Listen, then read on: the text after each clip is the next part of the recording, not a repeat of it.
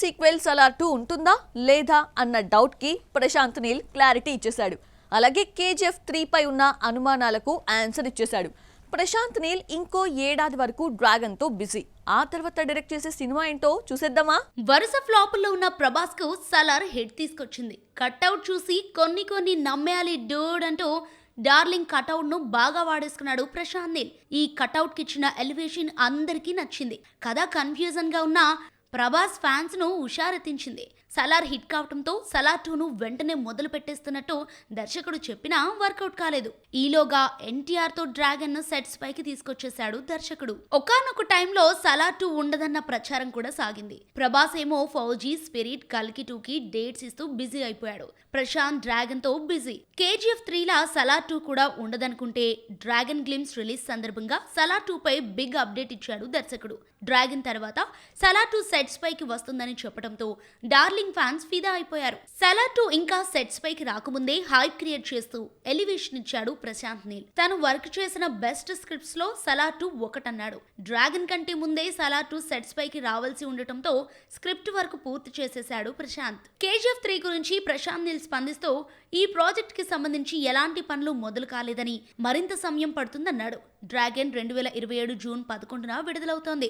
ఈ లెక్కన ప్రశాంత్ నీల్ జూన్ వరకు డ్రాగన్ తో గడిపేస్తాడు. జులైలో హాలిడే ట్రిప్ కు వెళ్లిన కథలో స్క్రిప్ట్ లో మార్పులు చేర్పులు చేసి 2027 అక్టోబర్ నాటికి అంతా రెడీ చేస్తాడు. ఈలోగా డార్లింగ్ ఫౌజీతో పాటు స్పిరిట్, కల్కి 2 పూర్తి చేసేలా ప్లాన్ చేస్తున్నాడు. బడ్జెట్ చేయి దాటిపోతే తిప్పలు తప్పవా? 100 కోట్లు ఖర్చు పెట్టాల్సిన చోట 1000 కోట్లు పెడితే రిస్క్ తప్పదా? బడ్జెట్ ఎంతైనా పెట్టేయచ్చు, మరి పెట్టుబడిని రాబట్టడం ఎలా? ఇదంతా ఏ సినిమా గురించి అనుకుంటున్నారా? Have a look. Ranbir Kapoor రాముడిగా, సాయి పల్లవి సీతగా నటిస్తున్న సినిమా రామాయణ. దంగల్ ఫిల్మ్ నితీష్ తివారీ దర్శకుడు. రామాయణ 2 పార్ట్లపై 4000 కోట్ల బడ్జెట్ పెట్టడం షాక్ ఇస్తోంది. ఆస్కార్ టెక్నీషియన్స్ తో విఎఫ్ఎక్స్ చేస్తున్నా ఇన్ని వేల కోట్ల అంటూ కమెంట్స్ చేస్తూనే ఉన్నారు. మొదటి పార్ట్ ఈ ఏడాది దీపావళికి, రెండో పార్ట్ 2027 దీపావళికి రిలీజ్ చేస్తున్నారు. రామాయణ బడ్జెట్ రికవరీ చేయడం అంత ఈజీ కాదు. First part Hindi version theatrical rights ను 400 కోట్లకు అమ్ముదామని మేకర్స్ టార్గెట్ పెట్టుకుంటే అందులో సగం కూడా వచ్చేలా కనిపించడం లేదు. గతంలో రణబీర్ నటించిన బ్రహ్మాస్త్రపై ఇలాగే భారీగా ఖర్చు పెట్టడంతో కాస్ట్ ఫెయిల్యూర్ మూవీ అయింది. రామాయణ నుంచి రిలీజ్ చేసిన ఫస్ట్ లుక్ సినిమాపై అంచనాలను తగ్గించేసింది. అంచనాలకు తగ్గట్టు కనిపించలేదు. ఈ లెక్కన హిందీ వర్షన్ థియేట్రికల్ రైట్స్ ఒక్కటే 400 కోట్లు చెప్పినా ముందుకొచ్చి తీసుకునే వాళ్లు కనిపించడం లేదు. మరోవైపు డిజిటల్ సంస్థల నుంచి కూడా ఆశించిన స్థాయిలో ఫ్యాన్సీ రేటు రావడం లేదని తెలిసిందే. మరి 2000 కోట్ల పెట్టుబడిని ఎలా రాబడుతుందో చూడాలి. మరి రాజమౌళి వారణాసిని 1000 కోట్లకు పైగా బడ్జెట్ తో తీస్తున్నాడు. 4000 కోట్ల బడ్జెట్ తో హిందీ రామాయణ తెరకెక్కుతోంది. ఒక్కో పాటుకు 2000 కోట్లు ఖర్చు పెడుతున్నారు. దాదాపు సగం పైగా బడ్జెట్ విఎఫ్ఎక్స్ కే అవుతోందని టాక్.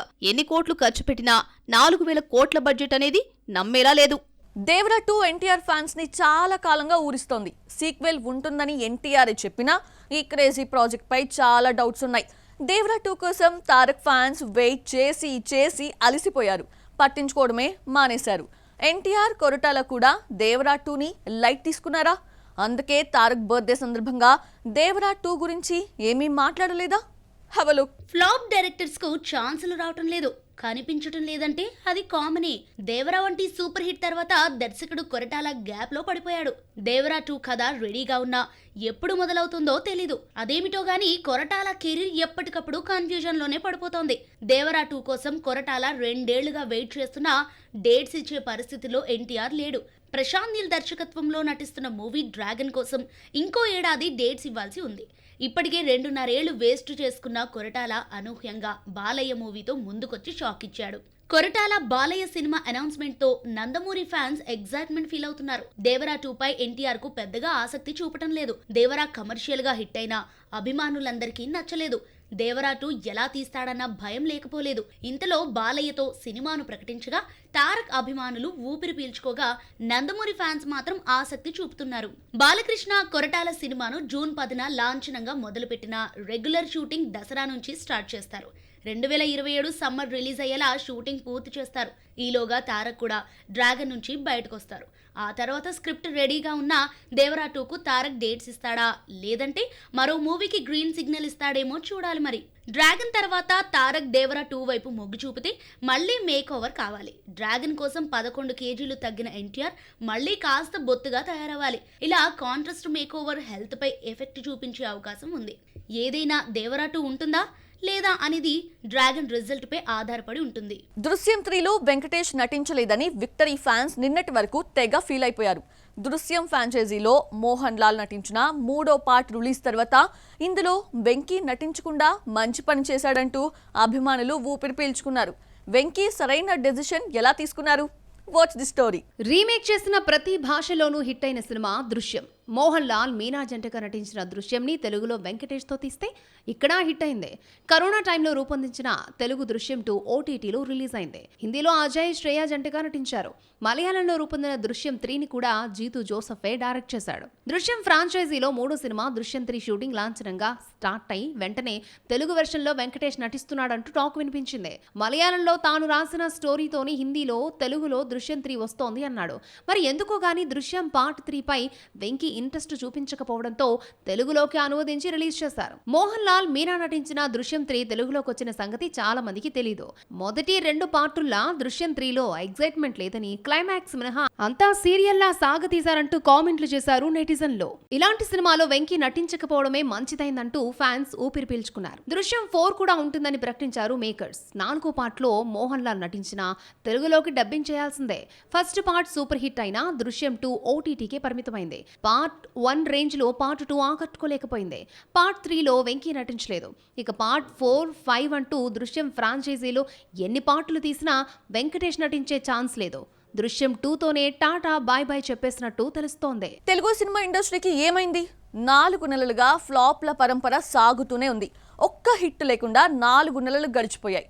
ఈ సినిమా కష్టాలకు తెరదించి హిట్ కొట్టేదెవరు? Have a look. 2026 మొదలై అప్పుడే 5 నెలలు అయిపోతోంది. జూన్ 4న పెద్ది విడుదల కావడంతో ఈ నెల లాస్ట్ ఫ్రైడే కొత్త సినిమాలు రిలీజ్ కు నోచుకోవటం లేదు. గడిచిన 5 నెలల రిజల్ట్ షాక్ ఇచ్చింది. ఎప్పటిలాగానే సక్సెస్ 10% కూడా లేదు. సంక్రాంతికి హిట్ అయిన ఆ 3 సినిమాలు తప్ప మరో హిట్ లేదు. వస్తాయనుకున్న పెద్ది, విశ్వంభర, పారడైజ్ రిలీజెస్ వాయిదా పడ్డాయి. వచ్చిన సినిమాల్లో ఒక్కటి బాక్స్ ఆఫీస్ ను ఫిదా చేయలేకపోయింది. తెలుగు సినిమా హిట్ చూసి 120 రోజులు దాటిపోయింది. జనవరి 15న వచ్చిన నారీ నారీ నడుమ మురారి తర్వాత హిట్ చూడలేదు. ఫిబ్రవరి, మార్చ్, ఏప్రిల్, మేలో ఒక్క హిట్ లేదు. ఈ నెలలో వచ్చిన గోదావరి గట్టుపైన, రేజర్ జెట్లీ రిలీజ్ అయినట్టు తెలియకుండానే థియేటర్స్ లోంచి వెళ్లిపోయాయి. సంగీత్ శోభన్ నటించిన రాకాసా హారర్ ఎంటర్టైన్మెంట్ గా మెప్పించిన ఐపీఎల్ ఎఫెక్ట్ లో కొట్టుకుపోయింది. రాకాసాను 12 కోట్లకు అమ్మితే బ్రేక్ ఈవెన్ కు దగ్గరగా వచ్చి ఆగిపోయింది. ఇక డెకాయిట్ విషయానికి వస్తే ప్రమోషన్ తప్ప మరోటి లేదు. స్క్రిప్ట్, కథకు సంబంధించి చాలా జాగ్రత్తలు తీసుకునే అడవిశేష్ ఫస్ట్ టైం తన కెరీర్లో గాడి తప్పాడు. ఏప్రిల్లో వచ్చిన సినిమాలన్నీ బాక్స్ ఆఫీస్ వద్ద చేతులెత్తేశాయి. నాగశౌర్య నటించిన బ్యాడ్ బాయ్ కార్తిక్ కు పబ్లిసిటీ ఖర్చులు కూడా రాలేదు. కిరణ్ అబ్బవరం నిర్మాతగా తీసిన తిమ్మరాజుపల్లి టీవీని ఆడియన్స్ పట్టించుకోను లేదు. గత 4 నెలలుగా తెలుగు బాక్స్ ఆఫీస్ ఒక్కసారిగా డల్ అయిపోయింది. రిలీజ్ అయ్యే సినిమాలకు క్రేజే ఉండటం లేదు. క్రేజ్ ఉన్న సినిమాలు ఫ్లాప్ అవుతున్నాయి.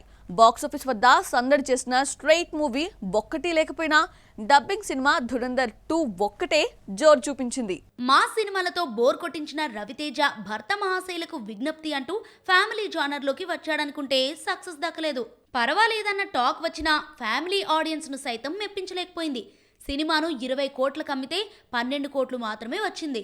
సంక్రాంతి బరిలో ముందుగా వచ్చిన రాజాసాబ్ అందర్నీ నిరాశపరిచింది. ప్రభాస్ నమ్మకాన్ని చిన్న సినిమాల దర్శకుడు మారుతి నిలబెట్టలేకపోయాడు. Cinema world wide theatrical rights ను 209 కోట్లకు అమ్మితే 122 కోట్లు మాత్రమే వచ్చింది. 87 కోట్ల భారీ నష్టాలు తీసుకొచ్చింది. పండక్కి వచ్చిన 5 సినిమాల్లో 3ంటికి మంచి లాభాలొచ్చాయి. మనశంకర వరప్రసాద్ను 122 కోట్లకు అమ్మితే 177 కోట్లు వచ్చింది. నారీ నారీ నడుమ మురారి 10 కోట్లకు థియేట్రికల్ బిజినెస్ జరుపుకుంటే 19 కోట్లు వచ్చింది. అనగనగా ఒక రాజుతో నవీన్ పోలిశెట్టి వరుసగా 4 హిట్ను వెనకేసుకున్నాడు. సినిమాను 27 కోట్లకు అమ్మితే 48 కోట్ల షేర్ కలెక్ట్ చేసింది. విశ్వక్ సేన్ ఫంకీ కాస్త నవ్విస్తుందనుకుంటే బోర్ కొట్టింది. ఫిబ్రవరిలో వచ్చిన సినిమాల్లో కాస్తో గొప్పో కపుల్ ఫ్రెండ్లీ బెటర్ మూవీ అవుతుంది. ప్రభాస్ ఇంటర్వ్యూ సినిమాకు హైప్ తీసుకొచ్చింది. సంతోష్ శోభన్, మానస వారణాసి జంటగా నటించిన ఈ చిత్రం కొంతమందికే నచ్చింది. బ్రేక్ ఈవెన్ దగ్గరికి వచ్చి ఆగిపోయింది. ఓజీతో ఫామ్ లోకి వచ్చిన పవన్ కళ్యాణ్ ఉస్తాద్ భగత్ సింగ్ గా వస్తే బాక్స్ ఆఫీస్ షాక్ ఇచ్చింది. గబ్బర్ సింగ్ వంటి బ్లాక్ బస్టర్ తర్వాత పవన్ కళ్యాణ్ హరీష్ కాంబినేషన్ రిపీట్ అయిందనుకుంటే నిరాశనే మిగిల్చారు. సినిమాను 130 కోట్లకు అమ్మితే 60 కోట్లు కూడా రాలేదు. మరి ఈ 3 నెలల్లో ఫ్లాప్లకు హిట్తో చెక్ పెట్టేది ఎవరో చూడాలి మరి.